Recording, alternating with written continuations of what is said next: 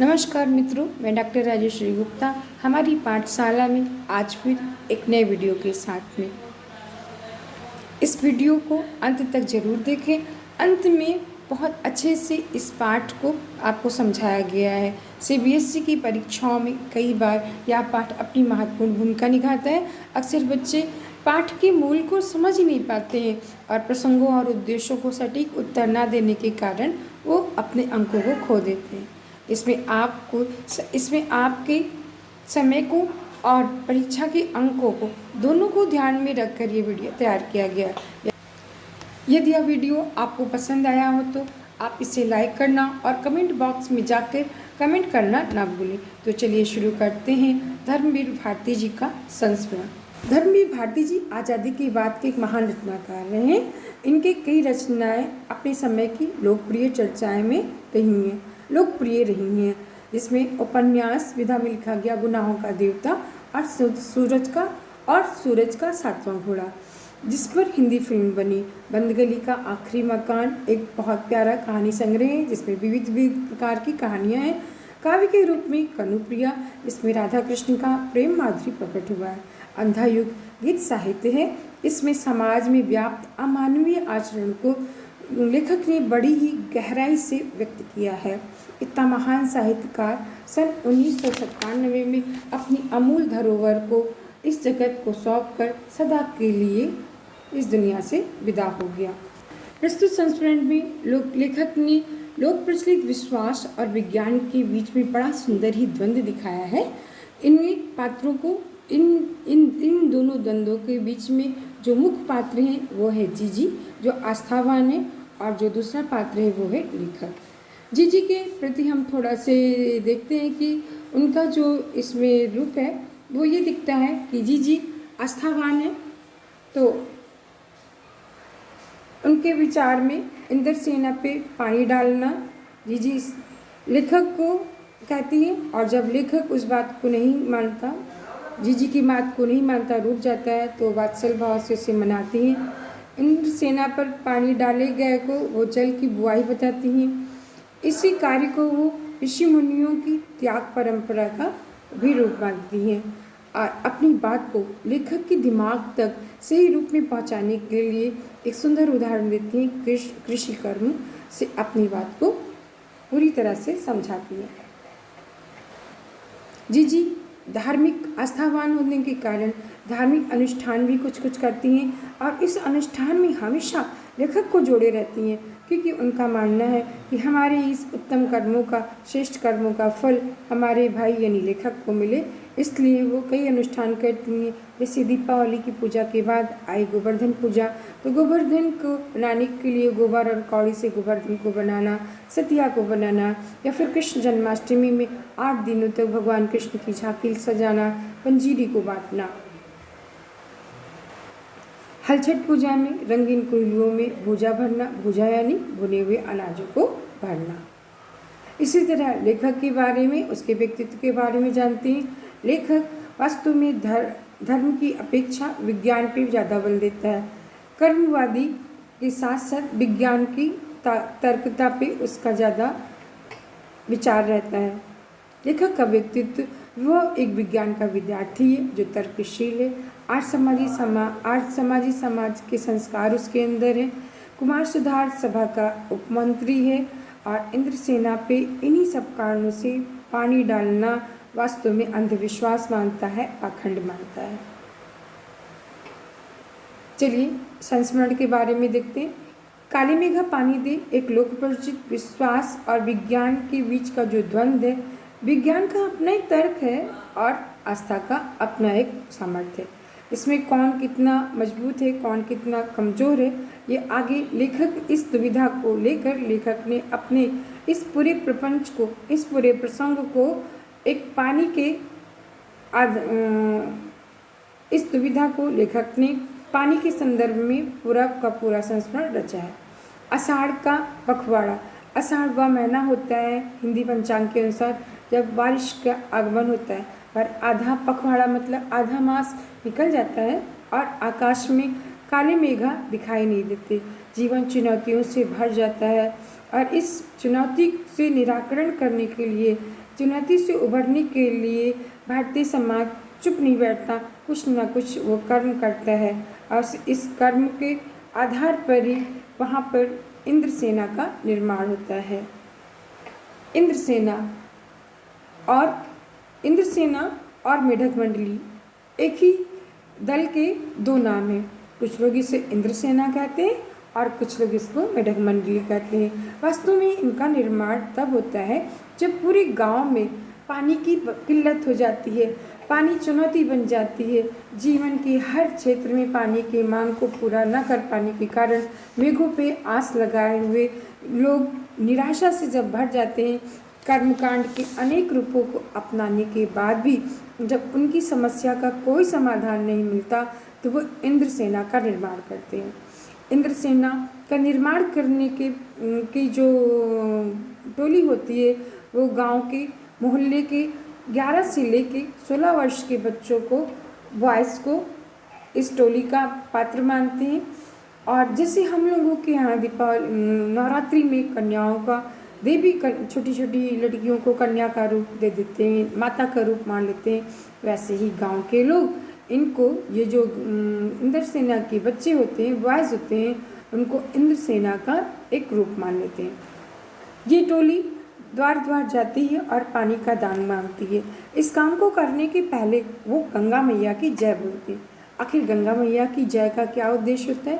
Simple यही उद्देश्य होता है कि जब हम किसी उच्च कार्य के लिए, उत्तम कार्य के लिए जब हम आगे बढ़ते हैं तो पहले उस कार्य के प्रधान देव को याद करते हैं। यही काम इंद्रसेना भी गंगा मैया की जय बोलकर करती है, क्योंकि पेयजल की अर्थात जीवन को संचालित करने वाली जल की आवश्यकता होती है और उसका प्रमुख पात्र या प्रमुख जो साधन है वो है गंगा या फिर नदियाँ। और नदियों में सबसे ज़्यादा उत्तम नदी गंगा मैया है। नदियों में सबसे उत्तम नदी गंगा मैया है।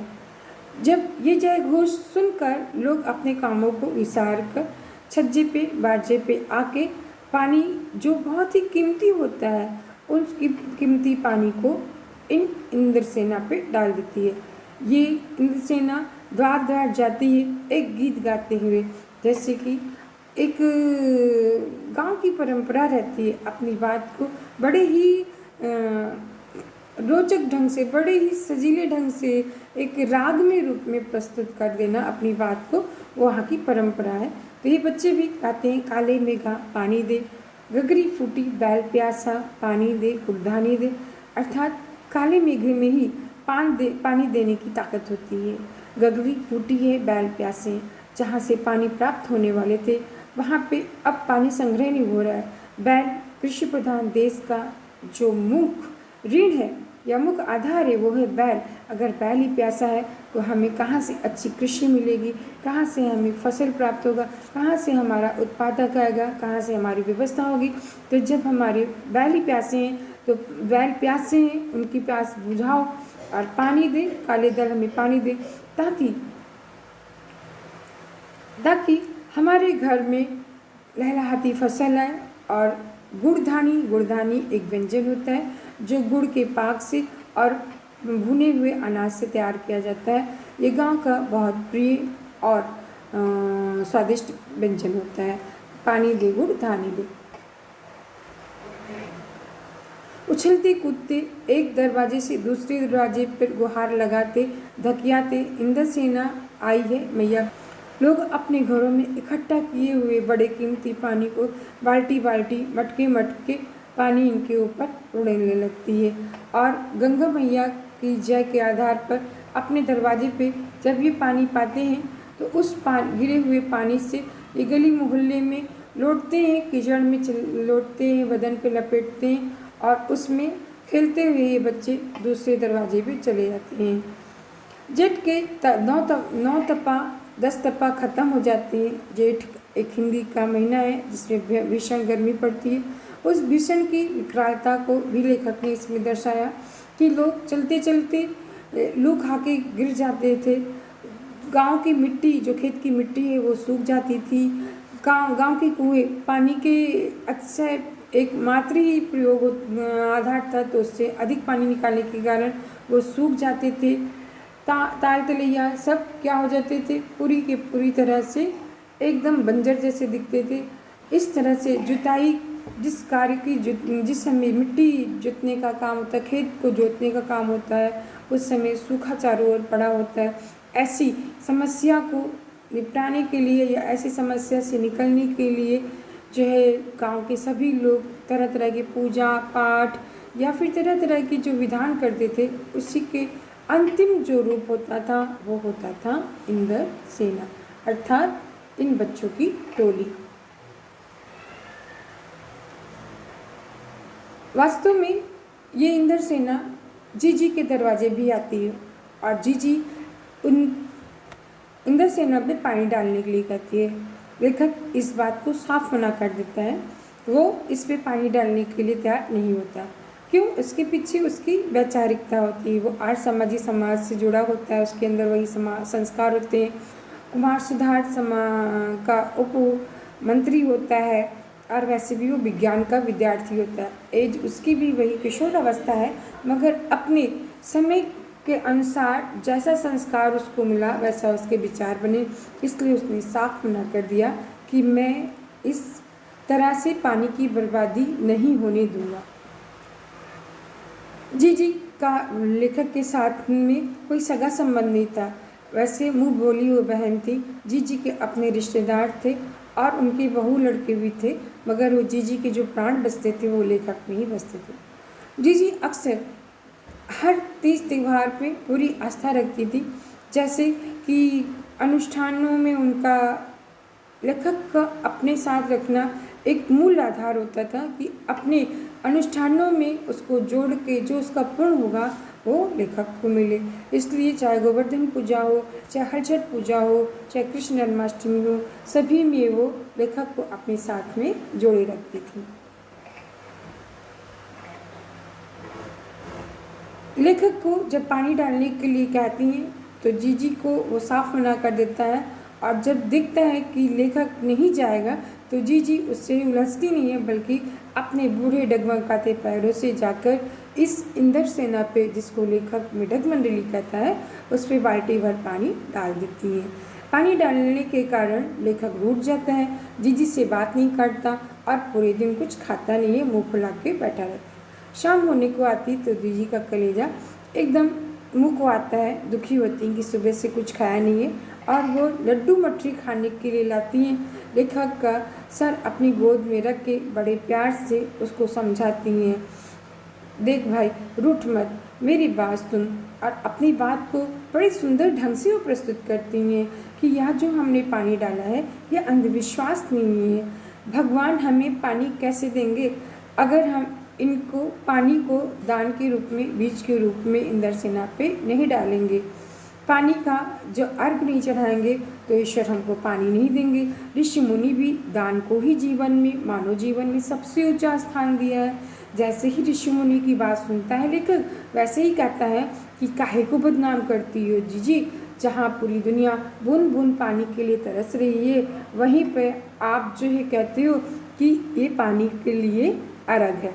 कुछ देर जीजी चुप रहती है, पर फिर अपनी बात को बड़ी मजबूती से कहती है, देख बिना त्याग के कोई दान नहीं होता। अगर तेरे पास में बहुत सारा पैसा है, लाखों करोड़ों है, उसमें से 2-4 रुपया अगर किसी को दे भी दिया तो वो त्याग नहीं होगा। त्याग तो वो होता है जिस चीज़ की ज़रूरत तुम्हें भी हो और लोक कल्याण के लिए तुम उसमें से भी त्याग करके दो, और तभी उसका फल मिलता है। फल कुछ नहीं होता, ये सब ढकोसला है। फिर वो जीजी की बात को अपने तर्क से काटने के लिए कोशिश करता है। जीजी फिर बोलती है, देख तू अभी बहुत पड़ गया है, और हमने तो शायद गांव के मदरसे की भी, और देख हमने गांव का मदरसा भी नहीं देखा है।